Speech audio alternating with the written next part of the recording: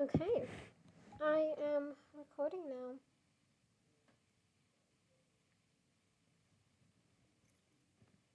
Hold on.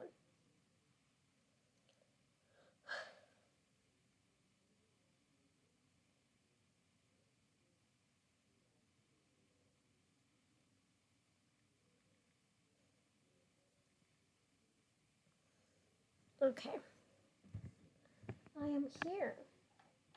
And we are about to finish the last of Memoirs of a Geisha.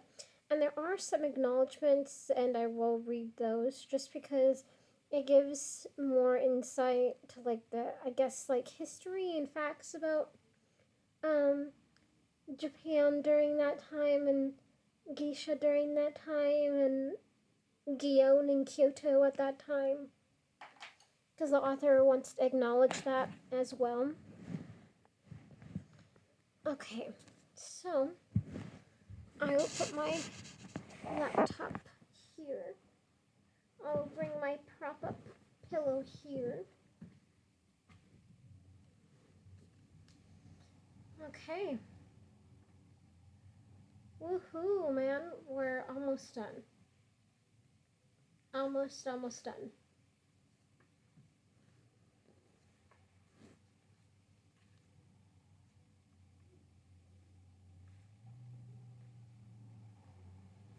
Okay. So,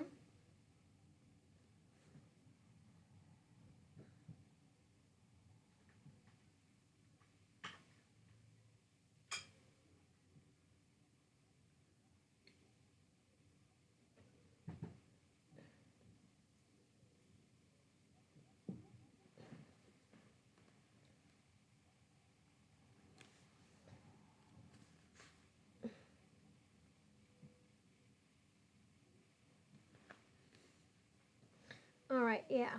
So, we are ending the book with the final chapter 35. Chapter 35.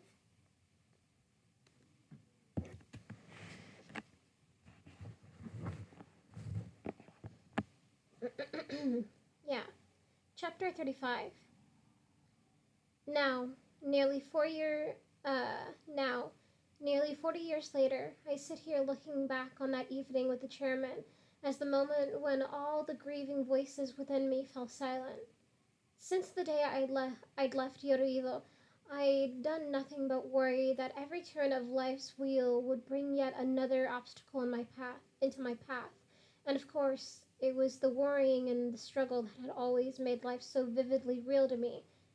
When we fight upstream against a rocky undercurrent, every foothold takes on a kind of urgency. But life softened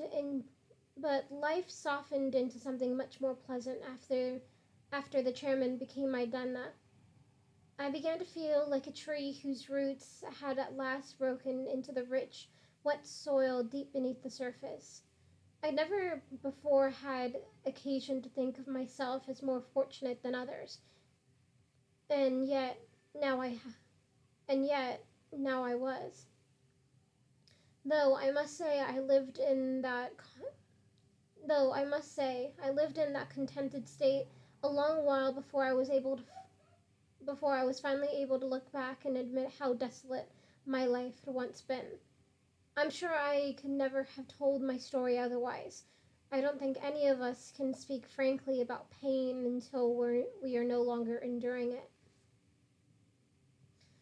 On the afternoon when the chairman and I drank sake together in a ceremony at the Ichiriki, something peculiar happened.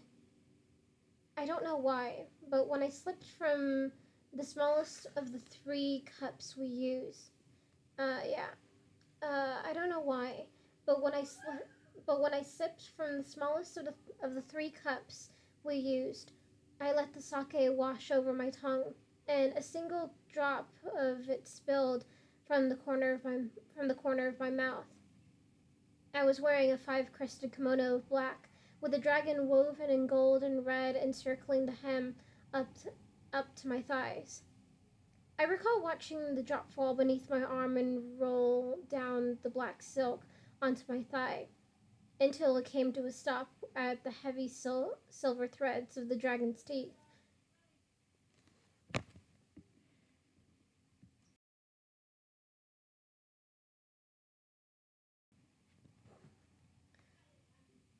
Uh,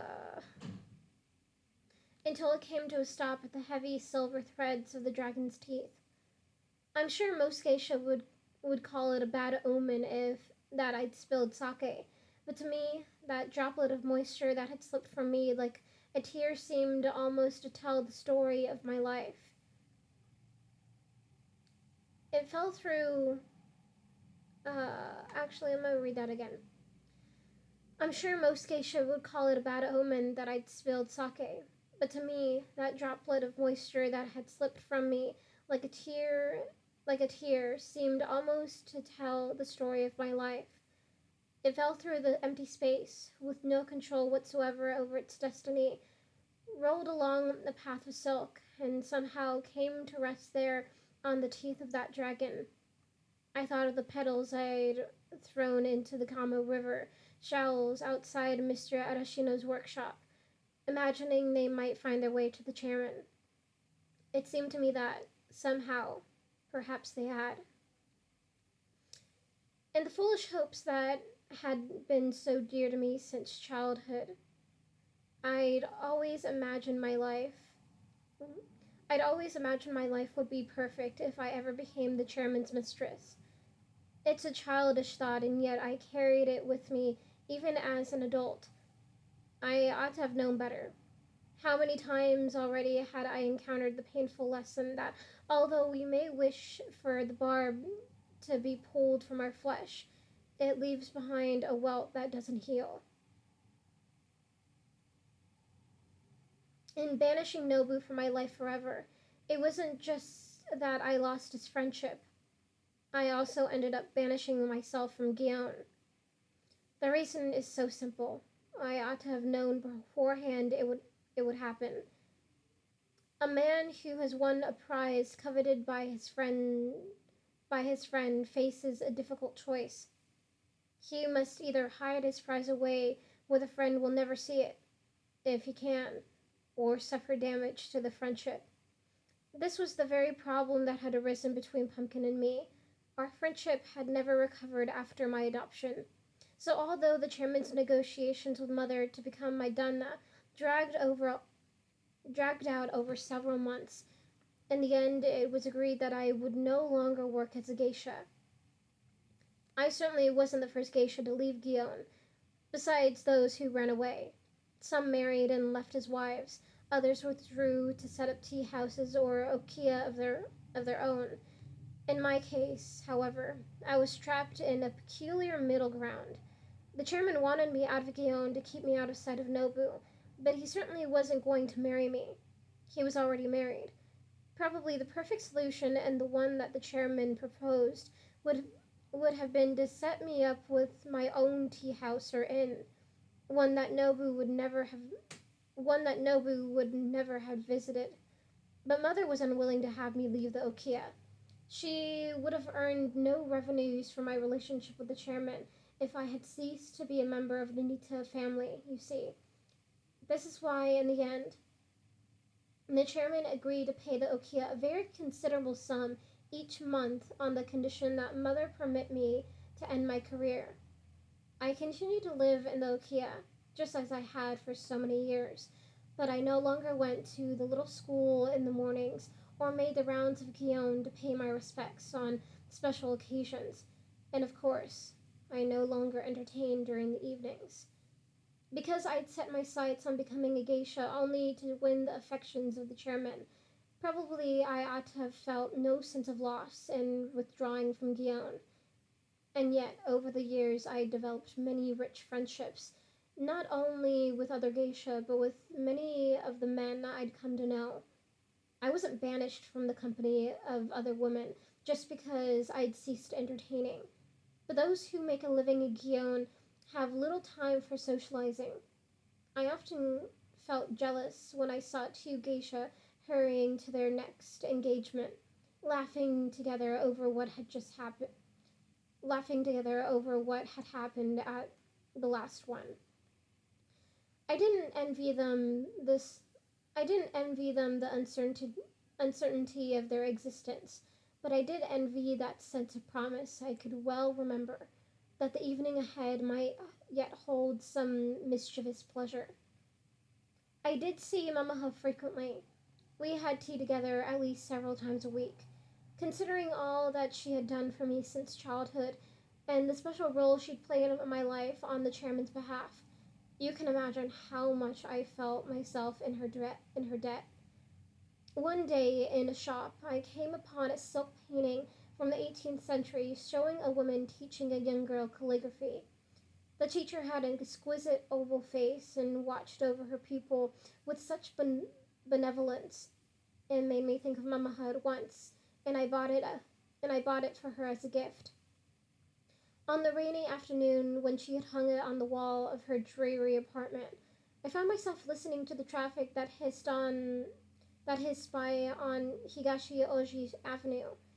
I couldn't help remembering, with a terrible feeling of loss, her elegant apartment from years earlier, and the enchanting sounds of those windows, of water rushing over the near over the knee-high cascade in the Shirakawa stream. Gion itself had seemed to me like an exquisite piece of antique fabric back then, but so much has changed. But so much had changed. Now Mama's simple one-room apartment had matched the color of stale tea and smelled of herbal potions from the Chinese pharmacy below. So much so that her kimono themselves sometimes gave off a faint medicinal odor. After she'd hung the ink painting on the wall and admired it for a while, she came back to the table. She sat with her hands around her steaming cup, peering into it as though she expected to find the words she was looking for. I was surprised to see the tendons in her hands beginning to show themselves from age. At last, with a trace of sadness, she said, "How curious it is, what the future brings us. You must take care, Sayuri, never to expect too much." I'm quite sure she was right. I'd have ha- I'd have had an easier time over the following years if I hadn't gone on believing that Nobu would one day forgive me. In the end, I had to give up questioning Mamaha whether he'd asked about me. It pained me terribly to see her sigh and give me a long, sad look, as if to say she was sorry I hadn't known better than to hope for such a thing. In the spring of the next year, no, in the spring of the year after I became his mistress, the chairman purchased a luxurious house in the northeast of Kyoto and named it Eshish, Eshin, Eishin, yeah, Eishin, Eishin,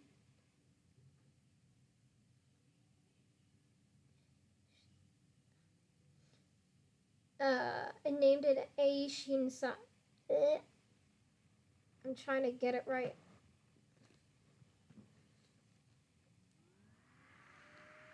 Okay. Yeah, in the spring of the year after I became his mistress, the chairman purchased a luxurious house in the northeast of Kyoto and named it Eishin-nan, Prosperous Truth Retreat. It was intended for guests of the company, but in fact, the chairman made more use of it than anyone. This was where he and I met to spend. Yeah, this was where he and I met to spend the evenings together, 3 or 4 nights a week, sometimes even more. On his busiest days, he arrived so late he wanted only to soak in a hot bath while I talked with him, and then afterward fall asleep. But most evenings he arrived around sunset or soon after, and ate his dinner while we chatted and watched the servants light the lanterns in the garden. Usually when he came, Usually when he first came, the chairman talked for a time about his workday. He might tell me about troubles with a new product or about a traffic accident involving a truckload of parts or some such thing. Of course, I was happy to sit and listen, but I understood perfectly well that the chairman wasn't telling these things to me because he wanted me to know them. He was clearing them from his mind, just like draining water from a bucket. So I listened closely, not to his words, but to the tone of his voice, because in the same way that sound rises as a bucket is emptied, I could hear the chairman's voice softening as he spoke. When the moment was right, I changed the subject. I changed the subject, and soon we were talking about nothing so serious as business, but about everything else instead, such as what had happened to him that morning on the way to work, or something about the film we may have watched a few nights earlier there at the Aishinan, or perhaps I told him a funny story I might have heard from Mama, who on some evenings came to join us. In any case, the simple process of first draining the chairman's mind and then relaxing him with playful conversation had the same effect water has on a towel that has dried stiffly in the sun. When he first arrived and I washed his hands with a hot cloth, his fingers felt rigid, like heavy twigs. After we had talked for a time, they bent as gracefully as if he were sleeping. I expected that this would be my life, entertaining the chairman in the evenings and occupying myself during the daylight hours in any way I could. But in the fall of 1952, I accompanied the chairman on his second trip to the United States. He traveled there the winter before, and no experience of his life had ever made such an impression on him. He said he felt he understood for the first time the true meaning of prosperity. Most Japanese at this time had electricity only during certain hours, for example, but the lights in American cities burned around the clock. And while we in Kyoto were proud that the floor of our new train station was constructed of concrete rather than old-fashioned wood, the floors of American train stations were made of solid marble. Even in small American towns, the movie theaters were as grand as our National Theater, said the chairman, and the public bathrooms everywhere were spotlessly clean. What amazed him most of all what amazed him most of all was that every family in the United States owned a refrigerator, which could be purchased with the wages earned by an American worker in only a month's time. In Japan, a worker needed 15 months' wages to buy such a thing. Few families could afford it. In any case, as I say, the chairman permitted me to accompany him on his second trip to America. I traveled alone by rail to Tokyo, and from there we flew together on a plane bound for Hawaii, where we spent a few remarkable days. The chairman brought me a bathing suit. Yeah, the chairman bought me a bathing suit, the first I'd ever owned, and I sat wearing it on the beach with my hair hanging neatly at my shoulders, just like other women around me. Hawaii reminded me strangely of Amami.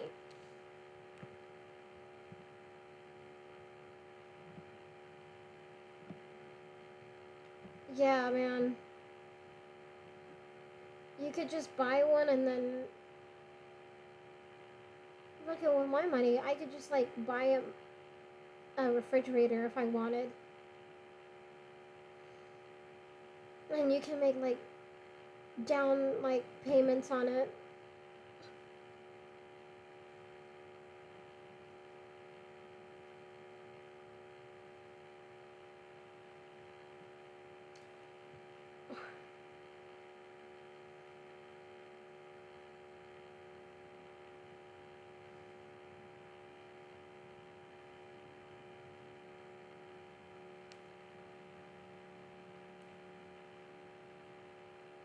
Fridges are pretty cheap.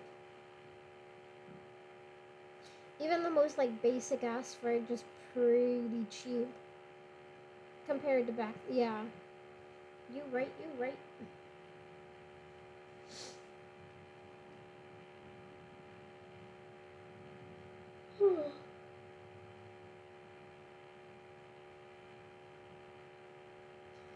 chairman brought me a bathing suit, the first I'd ever worn, I've ever owned, and I sat wearing it on the beach with my hair hanging neatly at my shoulders, just like other women around me. Hawaii reminded me strangely of a mommy. I worried that the same thought might occur to the chairman, but if it did, he said nothing about it. From Hawaii, we continued to Los Angeles and finally to New York. I knew nothing. I knew nothing about the United States except what I'd seen in movies. I don't think I quite believed that the great buildings of New York really existed. But when I settled at last into my room at the Waldorf Astoria Hotel and looked out the window at the mountainous buildings around me and the smooth, clean streets below, I had the feeling I was seeing a world in which anything was possible. I confess, I confess I had expected to feel like a baby who has been taken away from its mother, for I had never before left Japan, and couldn't imagine that a setting as alien as New York City would make me feel anything but fearful. Perhaps it was the chairman's enthusiasm that helped me to approach my visit there with such goodwill. He'd taken a separate room, which he used mostly for business, but every night he came to stay with me. But every night he came to stay with me in the suite he'd arranged. Often I awoke in that strange bed and turned to see him there in the dark, sitting in a chair by the window, holding the sheer curtain open, staring at Park Avenue below. One time, after 2 o'clock in the morning, he looked me. He took me by the hand and pulled me to the window. To see a young couple dressed as if they'd come from a ball, kissing under the street lamp on the corner. Over the next 3 years, I traveled with the chairman twice more to the United States, while he attended to business during the day. My maid and I took in the museums and restaurants, even even a ballet, which I found breathtaking. Strangely, one of the few Japanese restaurants we were able to find in New York was now under the management of a chef I'd known well in Gion before the war. During lunch one afternoon, I found myself in his private room in the back, entertaining a number of men I hadn't seen in years. The vice president of Nippon Telephone and Telegraph, the new Japanese consul general, who had formerly been mayor of Kobe, a professor of political science from Kyoto University. It was almost like being back in Gion once again.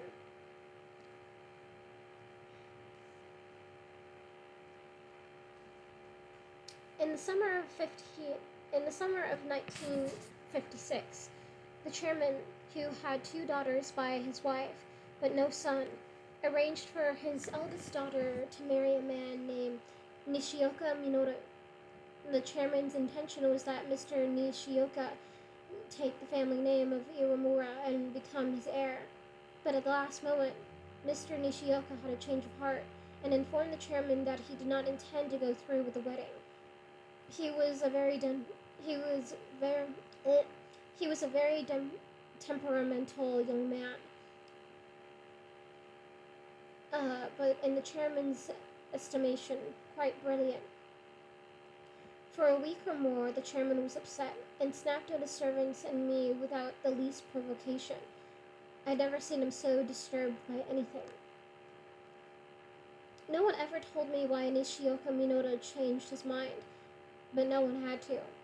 During the previous summer, the founder of one of Japan's largest insurance companies had dismissed his son as president and turned his company over instead to a much younger man, his illegitimate son by a Tokyo geisha. It caused quite a scandal at the time. Things of this sort had happened before in Japan, but usually on a much smaller scale, in family-owned kimono stores or sweet shops, businesses of that sort. And the insurance company director described his firstborn in the newspapers as an earnest young man whose talents unfortunately can't be compared with, and here he named his illegitimate son, without ever giving any hint of the relationship. But it made no difference whether he gave a hint of it or not. Everyone knew the truth soon enough. Now, if you were to imagine that Nishioka Minuro, after already having agreed to become the chairman's heir, had discovered some new bit of information, such as that the chairman had recently fathered an illegitimate, such as that the chairman had recently fathered an illegitimate son. Well, I'm sure in that I'm sure that in this case, he his reluctance to go through the his reluctance to go through with the marriage would probably seem quite understandable. It was widely known that the chairman lamented having no son and was deeply attached to his two daughters. Was there any reason to think he wouldn't become equally attached to an illegitimate son? Enough, perhaps, to change his mind before death and turn over to him the company he built.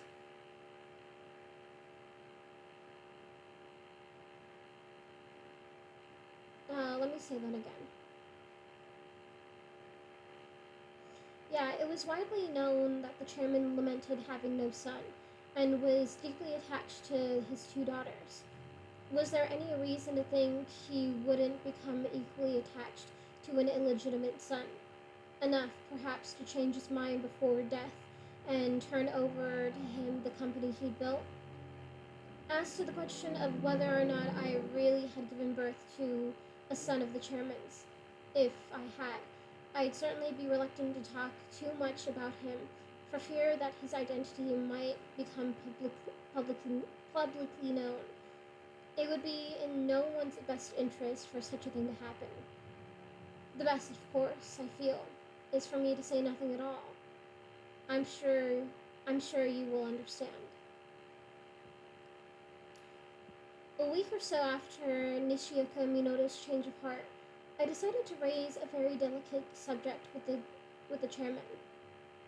We were at the Ain Shinan, sitting outdoors after dinner on the veranda, overlooking the moss garden.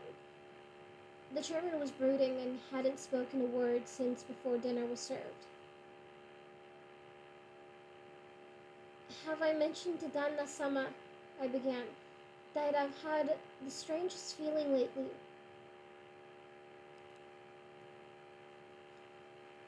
I glanced at him, but I could see no sign that he was even listening. I keep thinking of the Ichiriki tea house, I went on, and truthfully, I'm beginning to recognize how much I miss entertaining. The chairman took the chairman just took a bite out of the chairman just took a bite of his ice cream and then set his spoon down on the dish again. Of course, I can never go back to work in Gion. I know that perfectly well. And yet I wonder,旦那様, isn't there a place for a small tea house in New York City? I don't know what you're talking about, he said. There's no reason why you should want to leave Japan.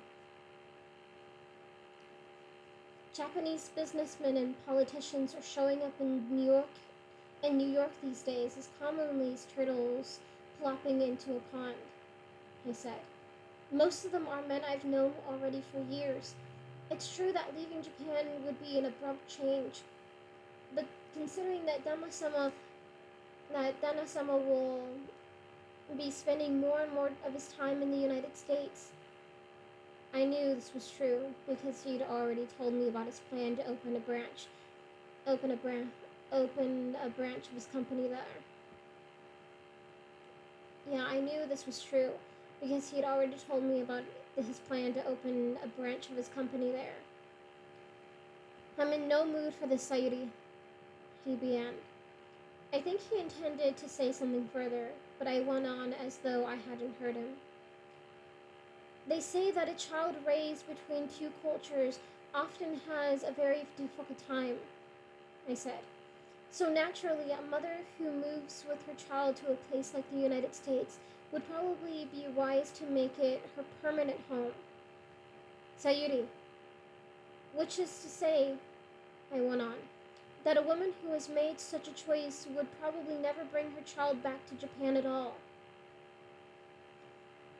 By this time, the chairman must have understood what I was suggesting, that I remove from Japan the only obstacle in the way for Nishioka Minoto's adoption as his heir. He wore a startled look for an instant, and then, probably as the image formed in his mind of my leaving him, his peevish humor seemed to crack open like an egg, and out of the corner of his eye came a single tear, which he blinked away just as swiftly as swatting a fly.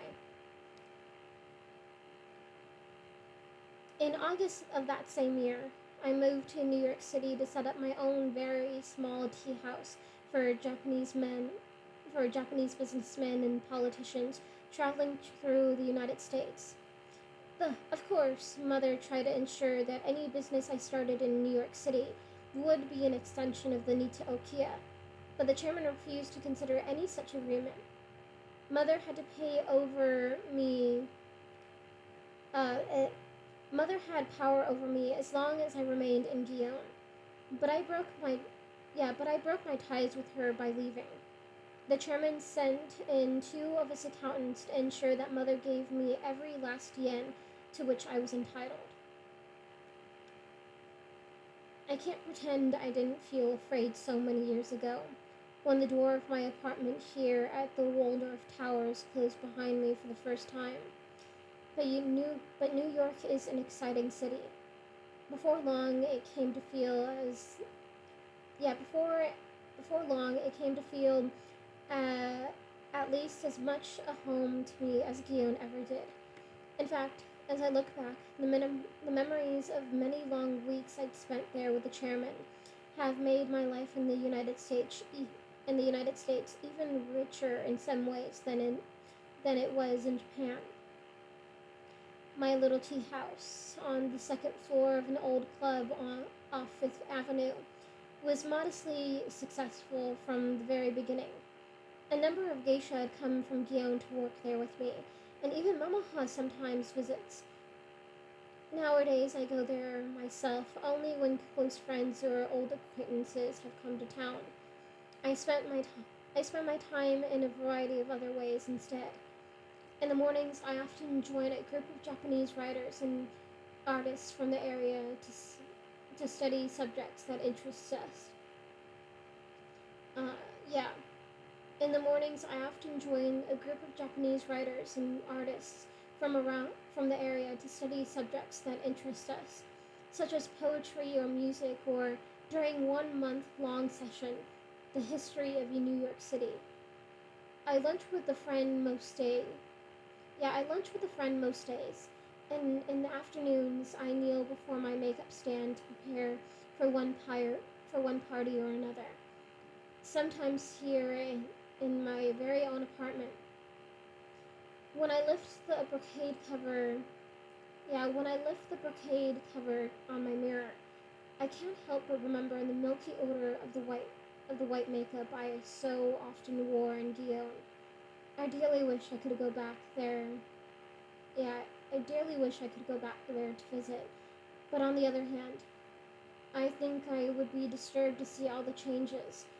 When friends bring photographs from their trips to Kyoto, I often think that Gion has thinned out like a poorly kept garden, increasingly overrun with weeds. After Mother's death a number of years ago, for example, the Nita Okia was torn down and replaced with a tiny concrete building house. The Nita Okia was torn down and replaced with a tiny concrete building housing a bookshop on the ground floor and 2 apartments overhead. 800 geisha worked in Gion when I first arrived there. Now the number is less than 60, with only a handful of apprentices, and it dwindles further every day, because of course the pace of change never slows. even when we've convinced ourselves it will. On his last visit to New York City, the chairman and I took a walk through Central Park. We happened to be talking about we happened to be talking about the past, and when we came to a path through the pine trees, the chairman stopped suddenly.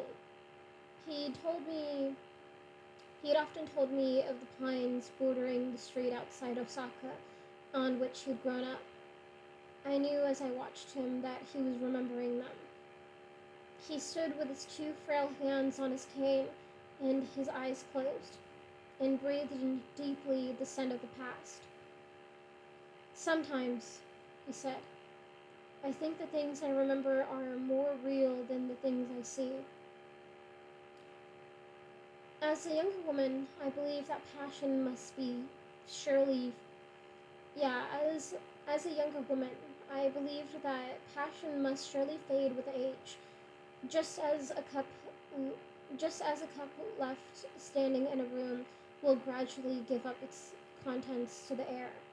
But when the chairman and I returned to my apartment, we drank each other up with so much yearning and need that afterward I felt myself drained of all the things the chairman had taken from me, and yet filled with all that I had taken from him. I fell into a sound sleep and dreamed that I was at a banquet back in Guyane, talking with an elderly man who was explaining to me that his wife, whom he'd cared for deeply, wasn't really dead because of wasn't really dead because the pleasure of their time together lived on inside him. While he spoke these words, I drank from a bowl of those most extraordinary. Yeah. While he spoke these words, I drank from a bowl of the most extraordinary soup I'd ever tasted. Every briny sip was a kind of ecstasy. I began to feel that all the people I'd ever known who had died or left me had not in fact gone away, but continued to live on inside me just as this man's wife lived on inside him. I felt as though I were drinking them all in. My sister Satsu, who had run away and left me so young, my mother and father, Mr. Tanaka with his perverse view of kindness, Nobu, who could never forgive me, even the chairman. The soup was filled with all that I had ever cared for in my life, and while I drank it, this man spoke his words right into my heart. I awoke with tears streaming down my temples, and I took the chairman's hand, fearing that I would never be able to live without him when he died and left me, for he was so frail by then, even there in his sleep, and I couldn't help thinking that my mother back in Yo, and for he was, yeah, for he was so frail by then, even there in his sleep, that I couldn't help thinking of my mother back in Yoruido. And yet, when his death happened only a few months later, I understood that he left me at the end of his long life, just as naturally as the leaves fall from the trees.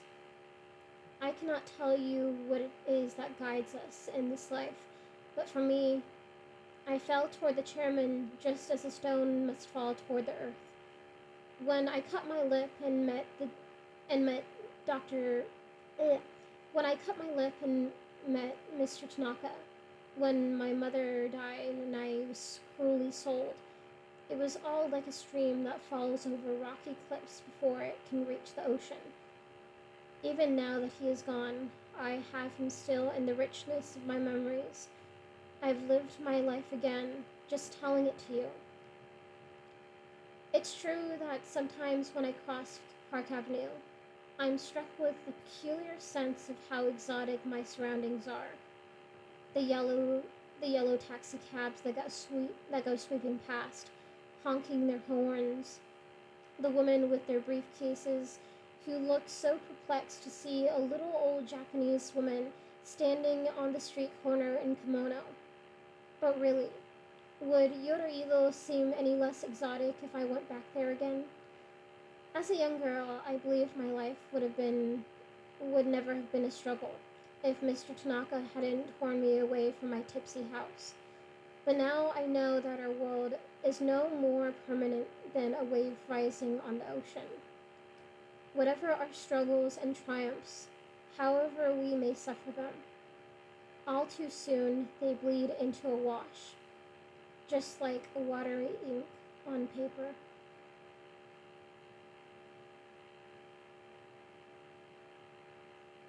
And that is the end of the book.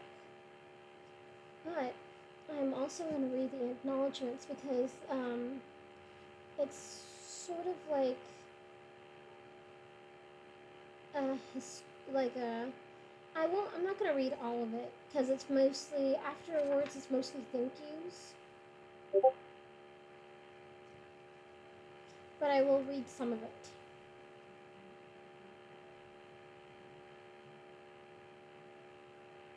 Because yeah, the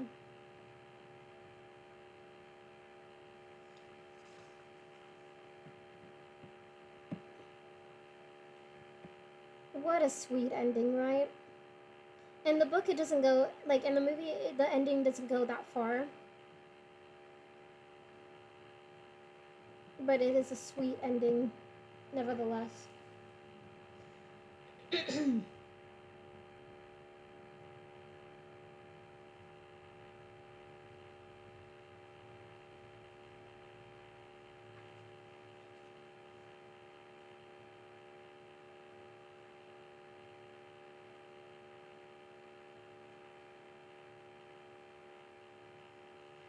Okay. Yeah, I'm just gonna read. I mean, until it's like, thank you, thank you, thank you. So I'm just gonna read part of the acknowledgments because I feel like that's important. So, for acknowledgments, although the character of Sayuri and her story are completely invented, the historical facts of a geisha's day-to-day life in the 1930s and 1940s are not. In the course of my extensive research, I am indebted to one individual above all others, Minako Iwasaki, one of Gyeon's top geisha in the 1960s and 1970s, opened her Kyoto home to me during May 1992 and corrected my every misconception about the life of a geisha. Even though everyone I knew Jesus. Even though everyone I knew who had lived in Kyoto or who lived there still told me never to expect such candor. While brushing up on my Japanese on the airplane, I worried that Mineko, whom I had not met yet, might talk with me for an hour about the weather and call it an interview.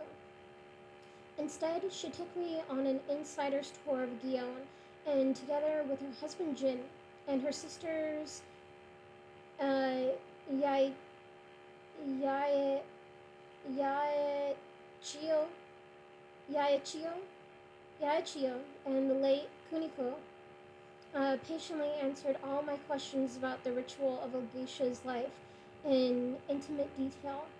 She became and remains a good friend. I have the fondest memories.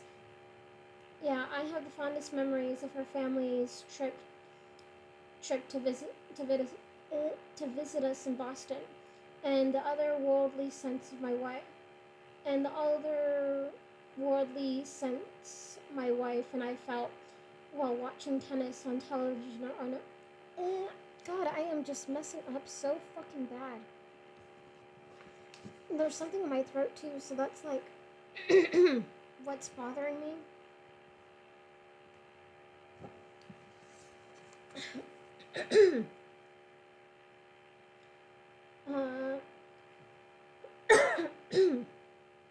Oh shit, I should have muted the thing. Sorry, guys. Hold on.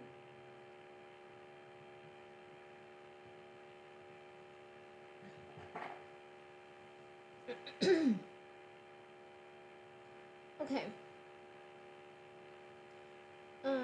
Yeah.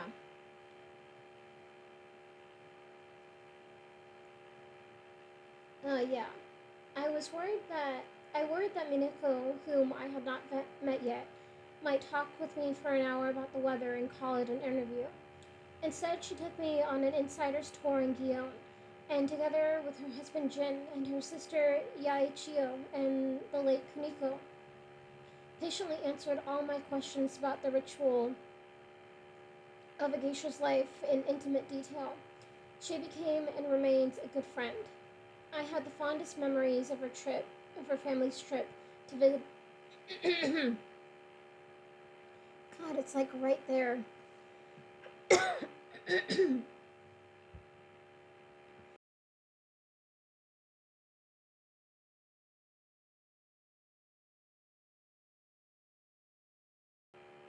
Okay, I think it's over.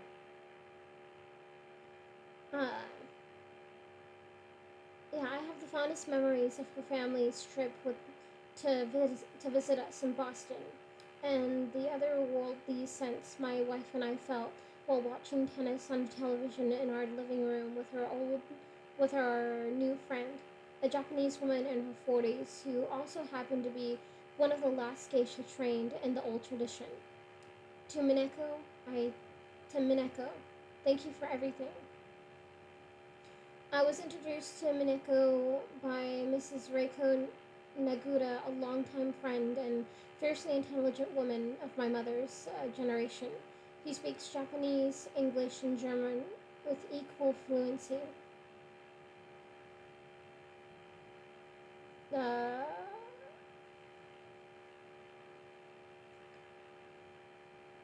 I'll just say what I was going to read, and that's it. But it's mostly just like, I think this person, I think that person. I thought it was going to go more in detail, but.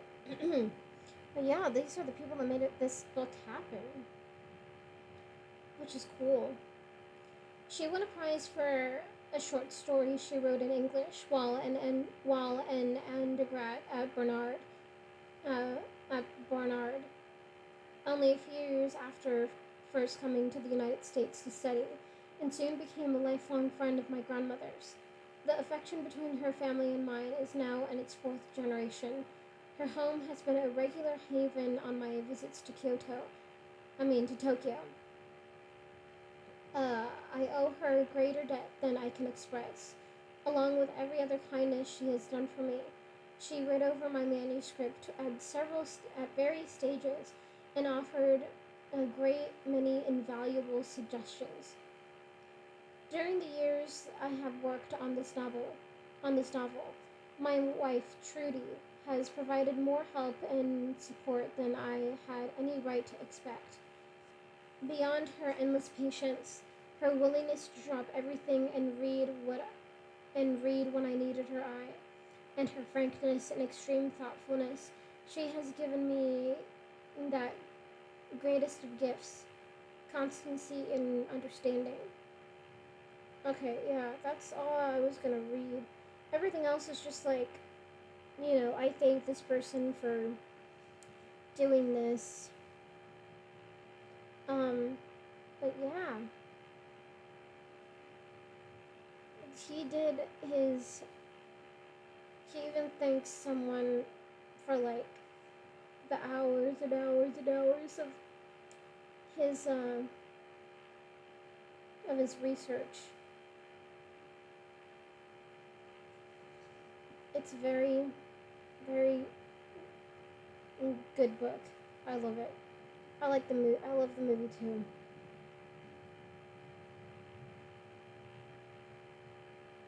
But yeah, everyone, um,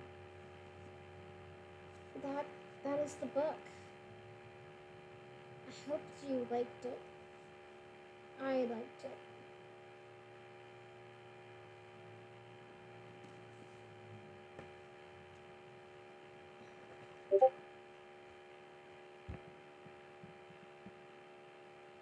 Hell yeah.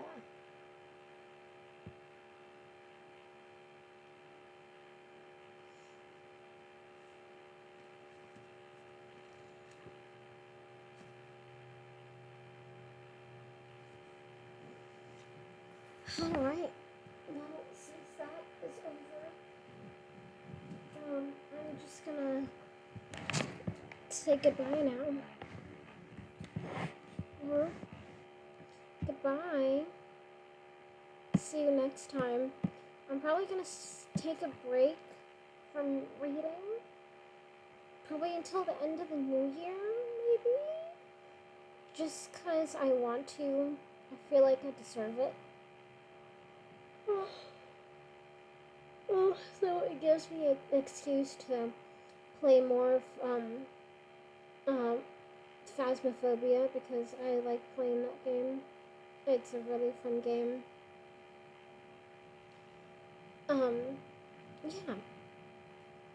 But I will brainstorm what other book I want to read next time. Thank you so much. See you soon. Have a happy new year. And a Merry Christmas because that hasn't happened yet.